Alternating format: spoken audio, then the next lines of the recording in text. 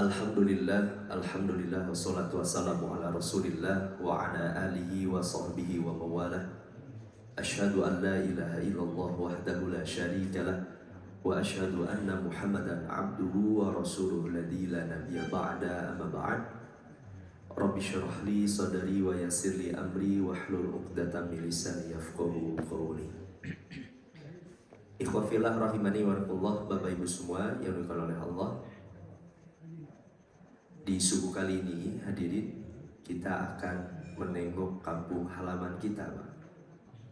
Setiap amal solih yang kita lakukan ini ada anugerah-anugerah yang Allah sudah persiapkan kepada kita, yaitu kenikmatan-kenikmatan di dalam surga. Di dalam surat An-Naba bahkan Allah sampaikan, bagi orang-orang yang bertakwa Allah siapkan yang disebut dengan mafazah. Innalil muttaqina mafaza. Sungguh bagi orang-orang yang bertakwa itu Allah siapkan mafaza. Kata para ulama, apa yang dimaksud dengan mafaza itu? Mafaza itu maknanya mutanazzah, tempat-tempat wisata.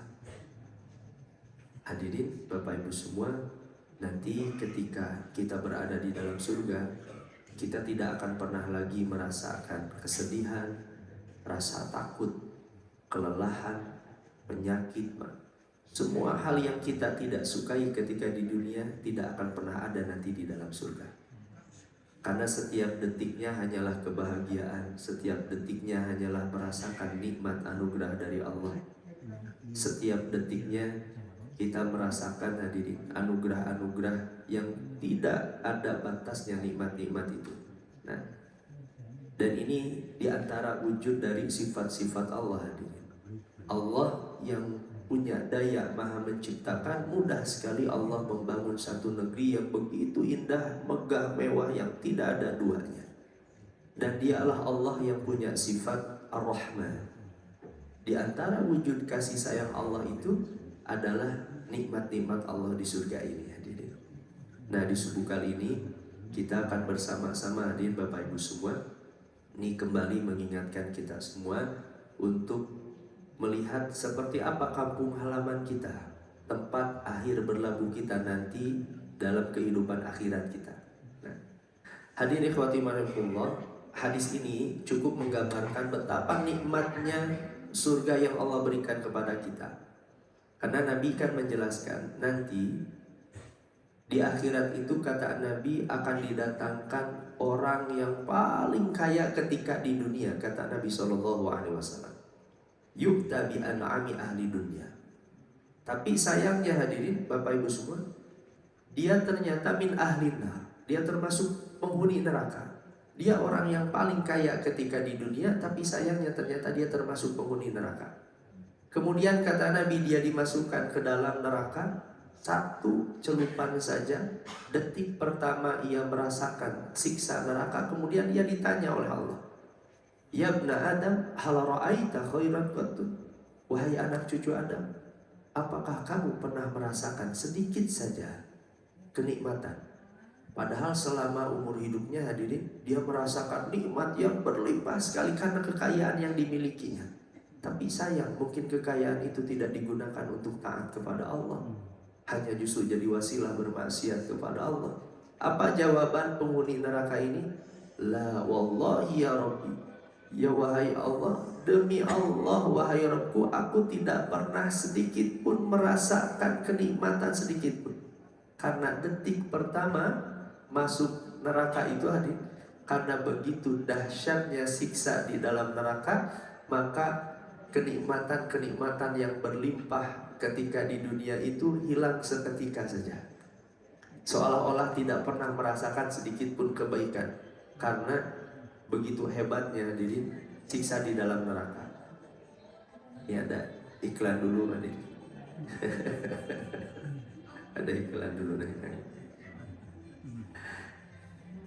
Tapi sebaliknya Bapak Ibu semua yang oleh Allah, kemudian nanti di akhirat itu didatangkan orang yang paling sengsara, paling miskin ketika di dunia, kata Nabi SAW.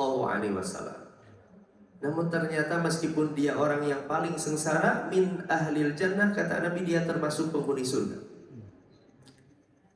Meskipun karena kesengsaraannya, tapi dia mungkin bersabar dengan kesengsaraannya, dia tetap taat kepada Allah sampai dimasukkan ke dalam surga. 1 detik saja, pertama ia merasakan nikmat di dalam surga, kemudian ia ditanya oleh Allah, ya bena Adam, hal ra'aita bu'san qattu, hal marabika syiddatun qattu. Wahai anak cucu Adam, apakah kamu pernah merasakan sedikit saja kesengsaraan selama hidupmu?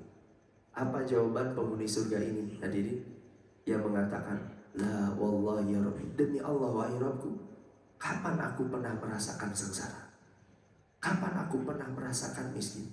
Padahal selama hidupnya dia hidupnya sengsara, bahkan orang yang paling sengsara ketika di dunia.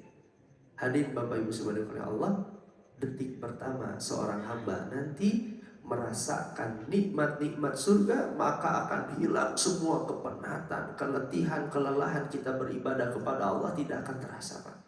Ujian yang begitu hebat tidak akan terasa, karena begitu hebatnya nikmat surga yang Allah akan berikan bahkan ketika detik pertama seorang menikmati nikmat-nikmat surga itu. Nah, hadirin Bapak Ibu subhanahu oleh Allah, oleh karena itu Al-Quran memberikan nama-nama yang istimewa untuk surga, hadirin. Ini beberapa nama yang disebutkan di dalam Al-Quran. Ada Darul Hayawan, tempat kehidupan, karena kehidupan yang hakiki nanti di surga. Kira-kira Bapak Ibu semua, perbandingan hidup kita di dunia dengan perbandingan kita hidup di surga, hadirin, itu seperti apa persentasinya? Andaikan di dalam surga itu kita bukan hidup ribuan tahun, jutaan tahun, miliaran tahun, triliunan tahun, bahkan selama-lamanya kita di surga. Sedangkan di dunia hanyalah usia berapa tahun, Pak? Umat Nabi Muhammad itu hanya rentang 60-70 tahun saja. Makanya kehidupan yang hakiki itu nanti di surga, makanya disebut dengan Darul Hayawan. Ada nama yang lain, Jannatul Ma'wa, tempat bernaung. Darussalam, tempatnya keselamatan, karena tidak ada sedikit pun hal yang tidak disukai, penyakit, hadirin. Kita tidak akan pernah berselisih kembali di dalam surga. Ada juga Al-Maqamul Amin, tempat keamanan. Nah, karena keamanan hakiki nanti di dalam surga. Dan ini nama yang paling mulia dan surga yang paling tinggi yang Allah berikan nanti kepada para nabi, para rasul, dan hamba-hambanya yang Allah izinkan, yaitu Firdaus. Hadirin Bapak Ibu semua oleh Allah, siapa orang yang pertama masuk surga? Tentu Nabi Muhammad SAW berdasarkan hadis ini. Nanti orang yang pertama mengetuk pintu surga itu adalah Nabi Muhammad. Nabi mengatakan, Anna awalu man yaqra'u babal jannah. Akulah nanti orang yang pertama mengetuk pintu surga. Ini keistimewaan yang diberikan kepada Nabi Muhammad SAW. Lantas siapa umat Muhammad yang pertama masuk surga? Abu Bakar As-Siddiq.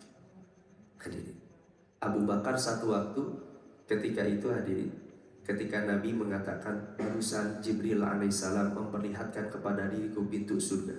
Kata Abu Bakar ketika itu, ya Rasulullah, waditu anni kuntu ma'aka hatta anzura ilaik.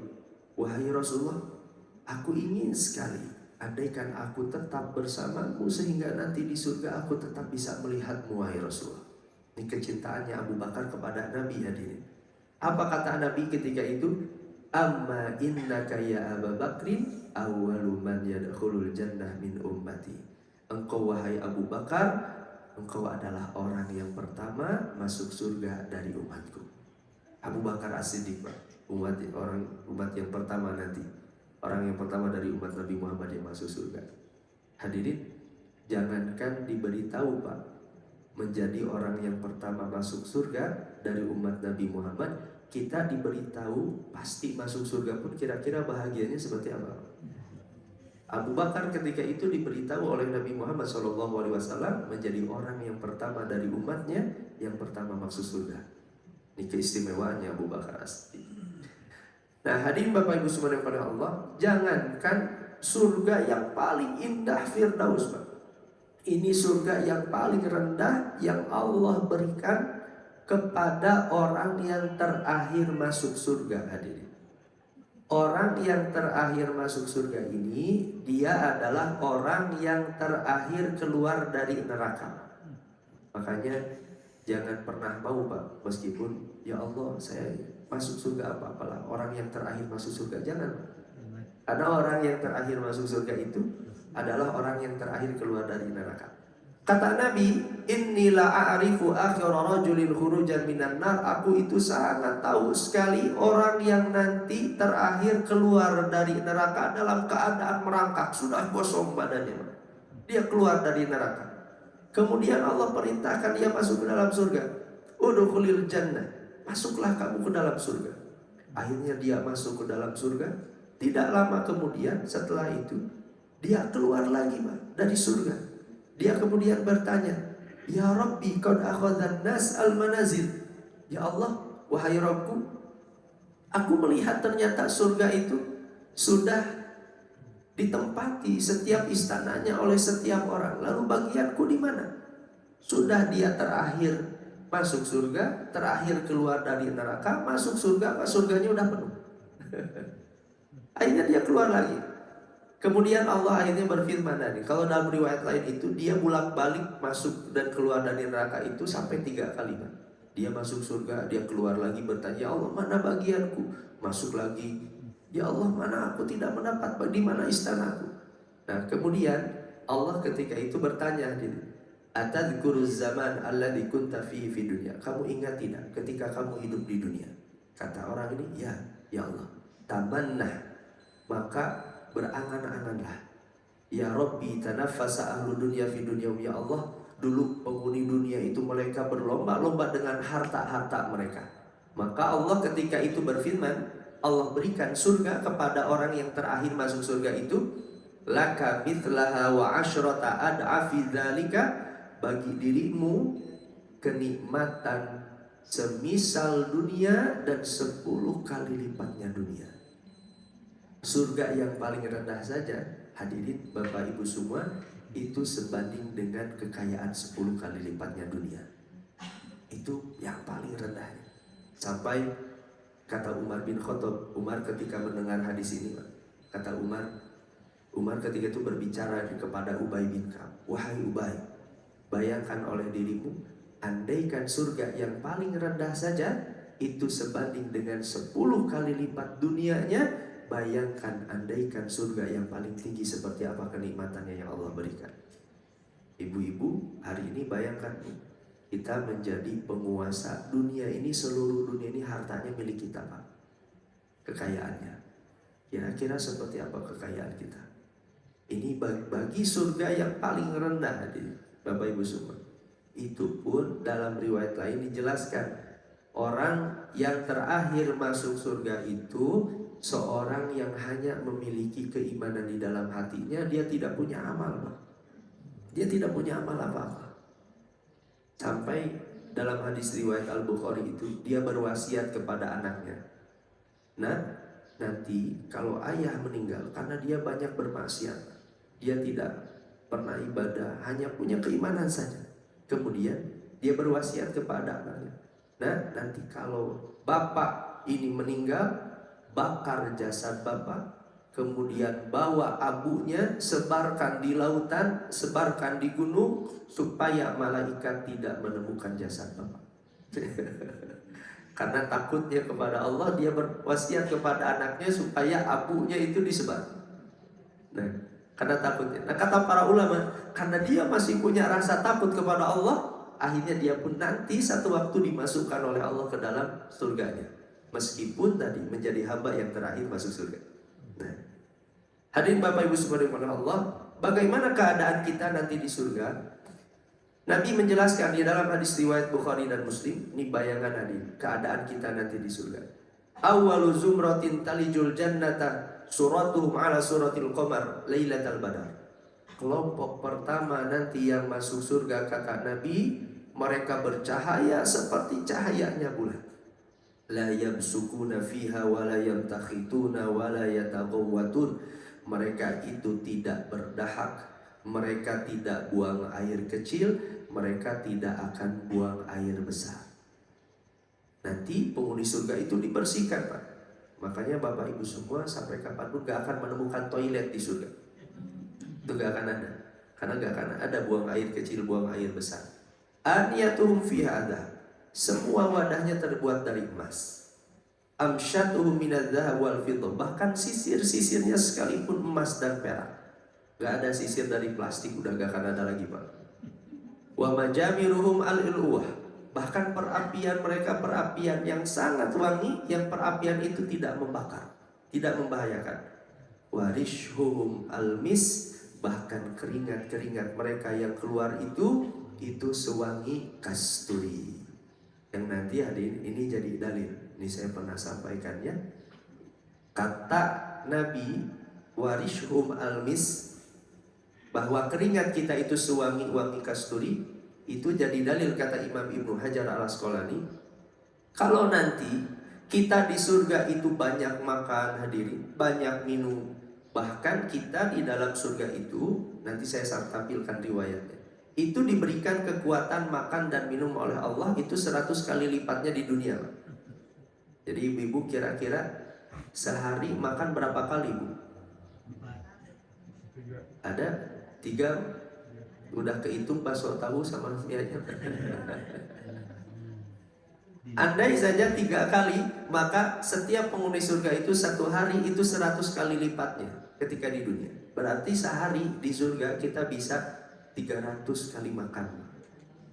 300 kali makan. Mungkin orang berpikir, bagaimana mungkin orang bisa makan 300 kali makan lantas dia tidak buang air kecil, buang air besar. Nah, kata Imam Ibnu Hajar, makanya kebutuhan penghuni surga makan dan minum itu bukan karena kebutuhan lapar dan haus, bukan, Pak. Karena gak akan ada lagi rasa lapar dan haus itu di surga, gak akan ada lagi. Karena biasanya hadirin, rasa lapar atau rasa haus itu disukai atau tidak disukai oleh orang, hadirin. Itu gak disukai, Pak. Ada orang suka lapar itu gak suka, haus gak suka. Nah, makanya tidak ada sesuatu yang tidak disukai di dalam surga. Maka rasa lapar itu gak akan ada.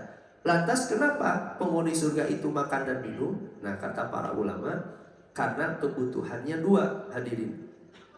Pertama, untuk merasakan nikmat yang begitu besar karena nikmat makanan surga itu. Itu yang pertama. Yang kedua, hadirin, kebutuhan seorang penghuni surga makan dan minum itu untuk menambah cantik parasnya, menambah tampan parasnya, dan menambah wangi badannya. Itu kebutuhannya, Pak. Makanya setiap makanan minuman yang dimakan itu akan menjadi parfum yang keluar dari badannya secara otomatis.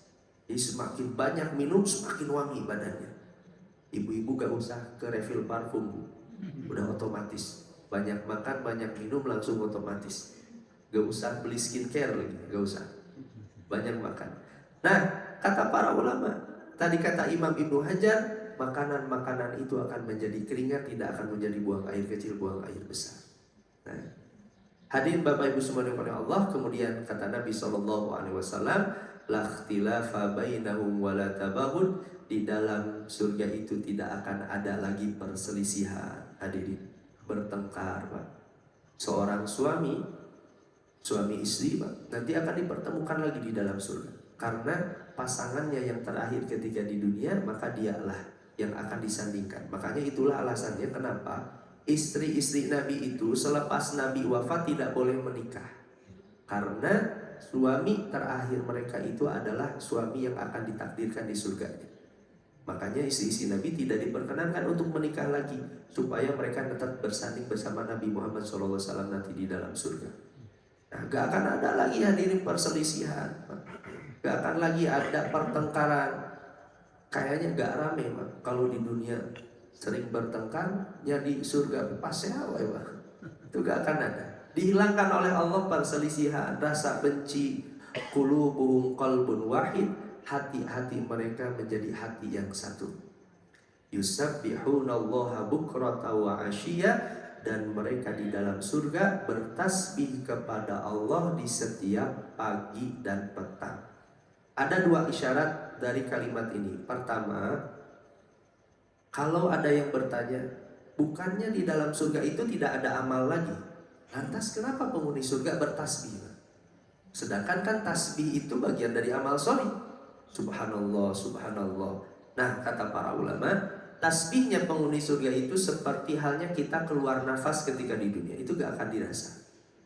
Kita bernafas kan kadang gak kerasa, aktivitas biasa saja. Nah, maka setiap nafasnya penghuni surga itu bertasbih kepada Allah. Yang kedua, kalimat bukrata wa asya ini jadi isyarat bagi sebagian ulama ini bahwa nanti di surga itu tidak akan ada siang, tidak akan ada malam. Hanya ada pagi dan petang. Karena biasanya ada sebagian orang tidak suka dengan malam karena gelapnya, ada orang tidak suka dengan siang hari karena dengan panas teriknya. Maka di surga itu hanya bukrata wa asyiyah, pagi dan petang, sejuk selama-lamanya. Ini yang Allah akan berikan kepada penghuni surga. Ustaz, ada yang kelewat, Ustaz. Boleh? Gimana Bang? Walikulli wahidin minhum zaujatan. Dan Nabi menambahkan setiap orang itu nanti akan diberikan 2 istri. Setiap orang 2 istri. Ini jadi dalil nanti kata Abdullah bin Mas'ud. Hadirin Bapak Ibu semua, dalam hadis kan Nabi pernah menjelaskan di dalam neraka itu yang paling banyak laki-laki atau perempuan? Perempuan. Nah, sekarang pertanyaannya sebaliknya, di dalam surga yang paling banyak laki-laki atau perempuan? Nah, betul lu perempuan? Betul sekali. Ini dalilnya Pak. Kata Abdul Mas'ud, likulli wahidin minhum zaujatan. Setiap satu laki-laki itu diberikan 2 istri. Nah, hadis yang mengatakan di dalam neraka itu yang paling banyak itu perempuan, bukan berarti di surga itu yang paling sedikit itu perempuan dan paling banyak laki-laki, bukan. Nah, karena para ulama, kenapa Nabi mengatakan yang paling banyak di dalam neraka itu perempuan? Karena Nabi ingin menjelaskan bahwa jenis yang paling banyak diciptakan oleh Allah itu adalah perempuan. Maka yang paling banyak di dalam neraka itu adalah perempuan, dan termasuk yang paling banyak di dalam surga pun itu adalah perempuan. Bukan 70, Ustaz. 72 ini hadirin minimal, Bu. Jadi bisa lebih dari itu. Nanti pembantunya saja ada 1000. Nanti ada riwayat lain di ujung pembahasan tentang pembantu di surga seperti apa. Tapi ini saya sampaikannya buat ibu-ibu. Ustaz, nanti suami saya dengan bidadari siapa saja. Nah, Allah itu maha adil.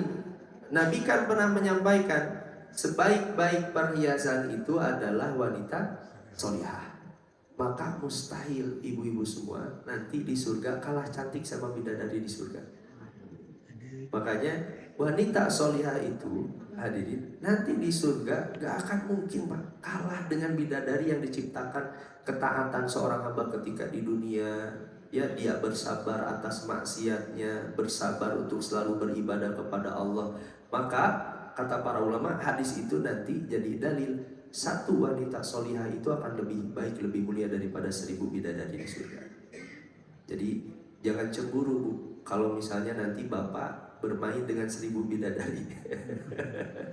Karena atau ada coletehannya sebaliknya, kalau laki-laki misalnya dikasih lebih dari 1. Nah, sekarang saya tanya ibu-ibu, kira-kira siap kalau dikasih 70 bidadara, badannya berkekar-kekar semua? Nah, ini Allah akan berikan itu. Baik Bapak Ibu sekalian oleh Allah. Gimana, Maka? Oh ya, yura mukhasuqihi min wara'il lahmi minal husni. Nah, ini gambaran betapa indahnya bidadari di surga itu. Dia akan terlihat sumsum betisnya dari belakang dagingnya. Minal husni ini bahasa kiasan, Pak.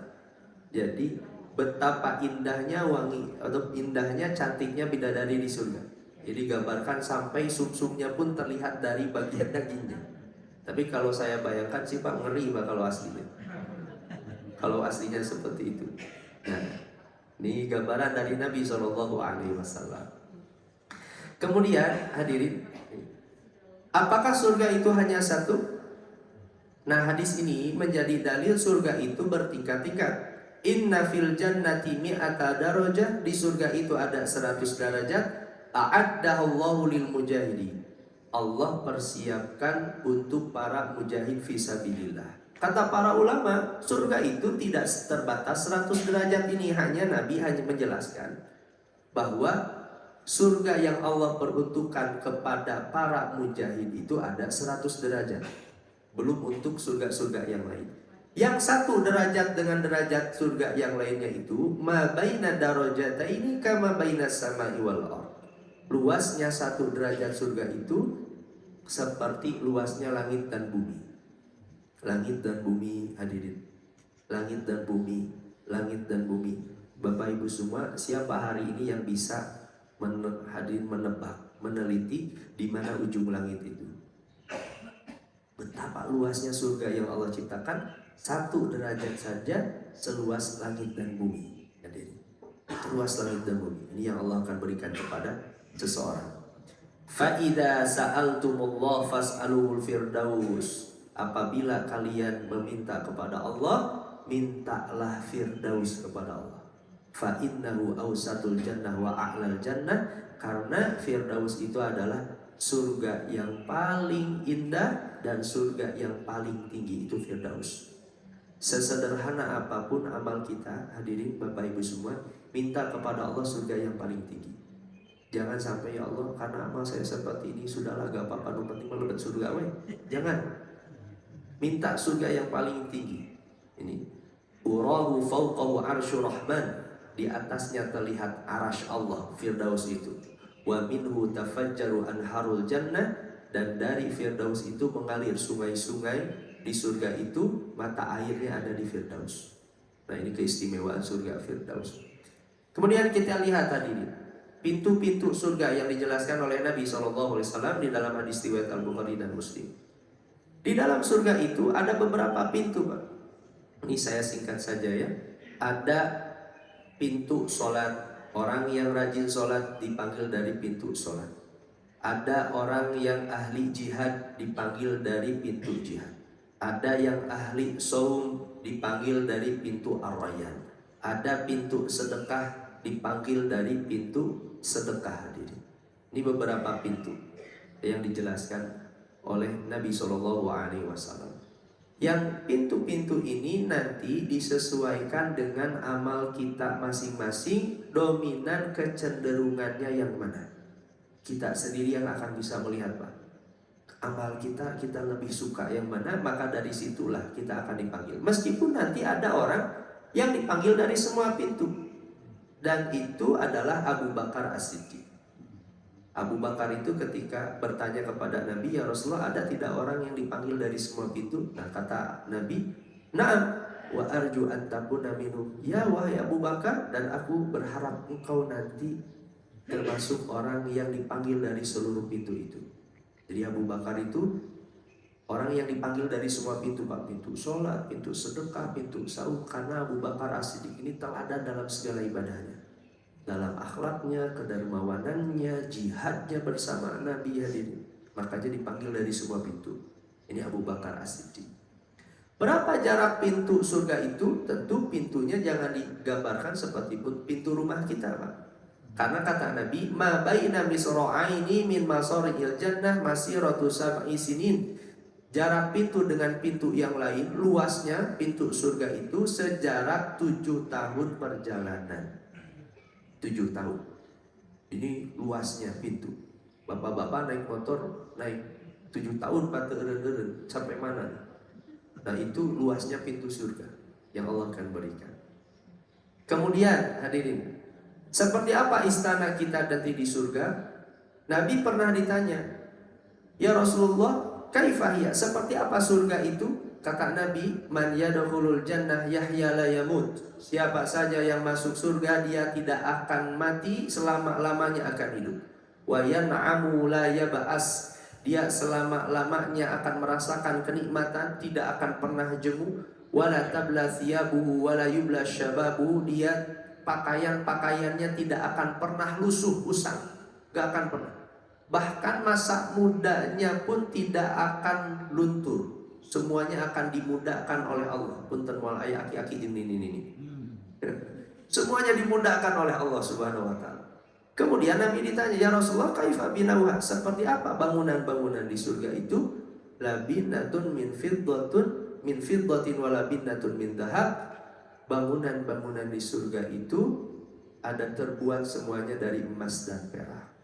Gak akan ada dari tembok, Pak. Semuanya emas dan perak saja. Semua istana-istana yang Allah berikan. Hadirin Bapak Ibu semua, siapa hari ini Pak ketika di dunia semua sisinya terbuat dari emas, Pak? Siapa yang punya kekayaan seperti itu? Istana yang megah semua sisinya itu terbuat dari emas dan perak. Milatu hamis wa hasba'uha al-lu'lu wal yaqut wa turabuha za'faran. Bahkan lantainya pun sewangi kasturi. Bahkan hadirin, kerikil bebatuannya pun bukan batu dan tanah, tapi intan dan permata. Ini yang digambarkan oleh Nabi tentang istana-istana seorang. Makanya hadirin Bapak Ibu semua, setiap hamba satu orang itu nanti yang memiliki istananya masing-masing, Pak. Bahkan memiliki pembantunya masing-masing. Setiap satu orang di surga. Hadirin Bapak Ibu semua, ada orang Pak, dia begitu hebat mencari dunia, bahkan dia lupa sholatnya, lupa ibadahnya, tidak peduli halal dan haram Pak, karena dia ingin dapat 300 triliun Pak. Dia tidak peduli halal haram, dia tidak peduli hak siapa itu. Hadirin, dia akan membela seperti itu karena ingin merasakan nikmat seperti itu. Bagi kita orang-orang yang beriman, hadirin Bapak Ibu semua, ada nikmat yang tidak akan pernah kita temukan nikmat itu di dunia. Yang semua istananya terbuat dari emas. Apa yang kita lakukan hari ini adik, melalui ketaatan-ketaatan kita, Allah akan berikan kenikmatan-kenikmatan ini. Kemudian Bapak Ibu subhanahu wa Allah, nah ini tadi dalil bahwa di dalam surga itu tidak ada siang dan malam. Ini kata Imam Ibnu Katsir, walahum rizquhum fiha bukrata wa asyiyah. Bagi mereka rezeki di dalamnya setiap waktu pagi dan petang. Jangankan nikmatnya, wangi surga saja seperti apa adik? Wangi surga itu dalam hadis ini tercium dari 500 tahun jarak perjalanan. Surga di sana wanginya sudah tercium. 500 tahun jarak perjalanan menuju surga, wanginya saja sudah tercium. Itu wangi surga. Ini kata Nabi, salah satu la yajiduna rihal jannah, ada 3 kelompok yang tidak akan merasakan wangi surga. Wa inna rihaha la tujadu min masirati khamsimi'ati am. Padahal surga itu tercium dari 500 tahun jarak perjalanan. Kata Nabi, siapa saja 3 kelompok ini? Pertama, al-aquli walidai. Anak yang durhaka kepada kedua orang tuanya, dia tidak akan mencium wangi surga. Kedua, mudminul khamar, pencaduk khamar. Ketiga, al-bakhilu al-manan, orang yang kikir dan dia senang menyebut kebaikan-kebaikannya. Nah, yang kata para ulama hadirin, orang anak yang durhaka kepada kedua orang tuanya, kalaupun dia ternyata punya keimanan, satu waktu dia akan masuk surga. Tapi kenapa Nabi mengatakan dia tidak akan mencium wangi surga? Nah, para ulama menjelaskan, kalaupun dia nanti masuk surga, dia bisa mencium wangi surga yang dia tempati, tapi dia tidak akan pernah mencium wangi surga di atasnya. Karena siksaan, karena dia pernah durhaka kepada orang tuanya, maka ia tidak akan diberikan keutamaan itu. Karena nanti orang-orang itu mampu mencium surga di atasnya yang lebih indah. Nah, ini kata para ulama. Kemudian, seperti apa pepohonan di surga? Nih, bahkan pohonnya saja, kata Abdullah bin Abbas, az-zillul mamdud. Di dalam Al-Quran ketika dijelaskan pohon yang terbentang, itu syajaratun fil jannah ala saqin qadra ma yasiru raqib al-mujidu fi dhilliha mi'ata amin fi kulli nawahiha. Luasnya pohon di surga itu, seorang mengitari pohon itu selama 100 tahun dia tidak akan mampu mengitarinya. Karena begitu besarnya pohon itu, Pak. Terbentang menaungi penghuni-penghuni surga karena besarnya pohon-pohon di dalam surga. Nih. Bahkan, nah ini mudahnya memetik buah di surga. Ini dari Barok bin Azib ketika menafsirkan wa daniyatan 'alaihim dhinaluha wa dhullilat qutufuha tadlila. Kata Bara' bin Azib, inna ahlal jannah, penghuni surga itu, ya'kulu min thimaril jannah qiyaman wa qu'udan wa muttaji'in. Mereka akan makan makanan buah-buahan di surga sambil duduk, sambil berdiri, sambil berbaring, sekehendak apapun mereka, Pak. Kita tidur, Pak, tinggal memetik. Begitu mudahnya petikan nanti buah-buah di surga. Kalau di dunia kadang orang ingin buah, Pak, harus manjat dulu, naik dulu, capek. Kalau di surga dia berbaring saja tinggal petik, dia inginkan. Nah, ini berdasarkan surat Al-Insan ayat ke-14. Termasuk hadirin makanan-makanan di surga itu Allah pilihkan wa fakihatim mimma yatakhayyarun.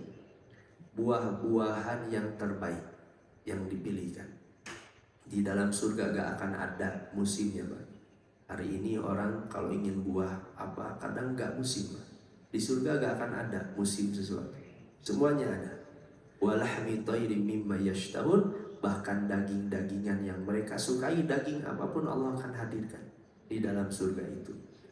Nah, hadirin Bapak Ibu subhanahu wa Allah, ini di antara gambaran buah-buahan di surga, hadirin. Seperti apa buah-buahan di surga itu? Ayat ini cukup menggambarkan, hadirin, seperti apa nikmatnya, lezatnya makanan di surga di setiap harinya. Di surat Al-Baqarah ayat ke-25. Ketika Allah berfirman, wa basyiril ladzina amanu, berikanlah kabar gembira bagi orang-orang yang beriman, wa amilus sholihat, dan orang-orang yang beramal sholih, anna lahum jannatin tajri min tahtihal anhar, bagi mereka surga yang mengalir di bawahnya sungai-sungai. Nah, perhatikan kalimat ini, hadirin. Kullama ruziku minha min thamaratir rizqa qalu hadzal ladzi ruzikna min qabl. Ketika mereka diberikan buah-buahan surga, kemudian penghuni surga mengatakan, hadzal ladzi ruzikna min qabl. Ya Allah, ini kan rezeki yang pernah kami dapatkan sebelumnya. Ini kata penghuni surga, Pak. Apa maksudnya? Kata Imam Al-Qurtubi, ada dua maknanya. Pertama, para penghuni surga diberikan buah-buahan surga yang ketika di dunia dia tidak sempat untuk mendapatkannya. Bapak Ibu semua, mungkin ada buah-buahan di dunia yang mungkin kita belum sempat, atau mungkin karena kita tidak mampu membelinya, Pak. Dan saya pernah lihat, Pak, ada durian harganya 18 juta. Itu seharga motor. Kan mending beli motor daripada beli durian. Itu ada harga sampai 18 juta. Bagi kita mungkin hanya melihat, tapi nanti di surga buah-buahan apapun yang belum sempat dan kita inginkan nanti Allah akan hadirkan. Itu maknanya hadzal ladzi ruzikna min qabl. Atau kata Imam Al-Qurtubi, makna yang kedua, para penghuni surga diberikan buah-buahan ketika di waktu pagi. Dia makan buah-buahan. Di waktu sore diberikan buah-buahan lagi.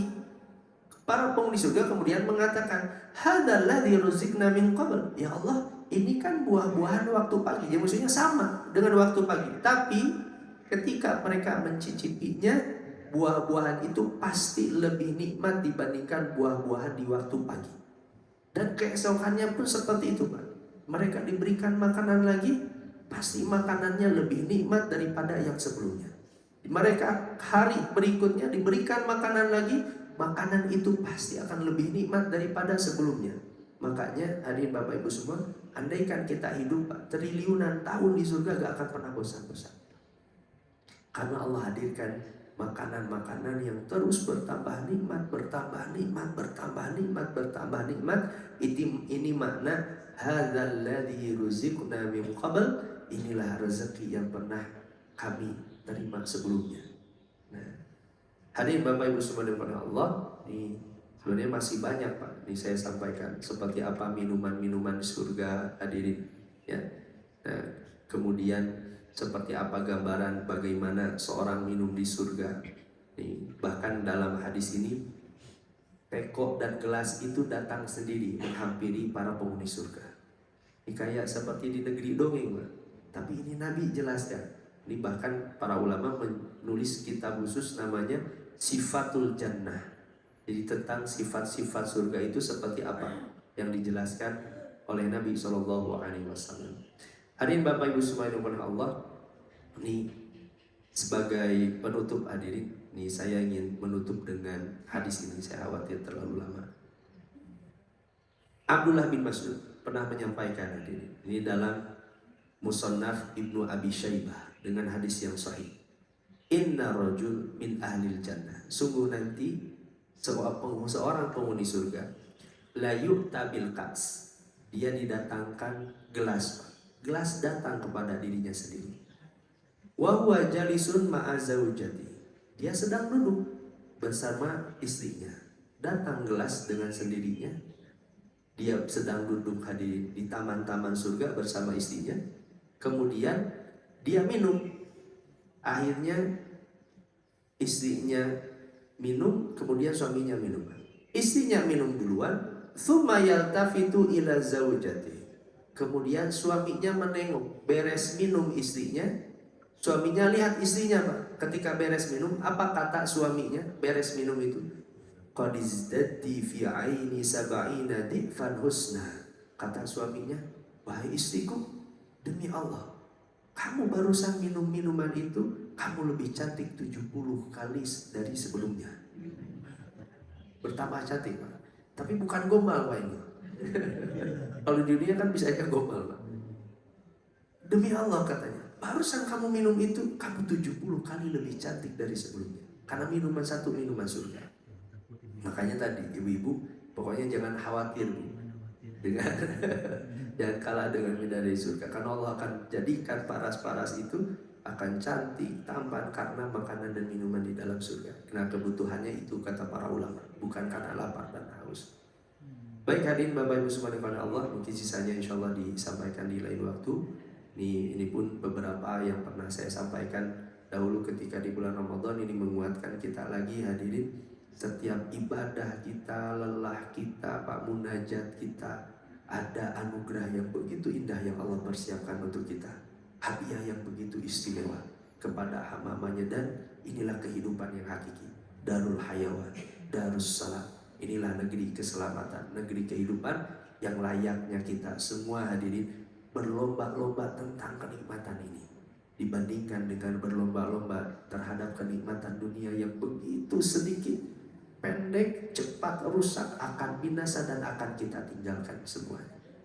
Wallahu a'lam bishawab. Hanya itu mungkin hadirin Bapak Ibu semua pada pagi hari ini semoga bermanfaat. Mohon doa besok Pak saya mulai pergi ke Mekah di 15 hari.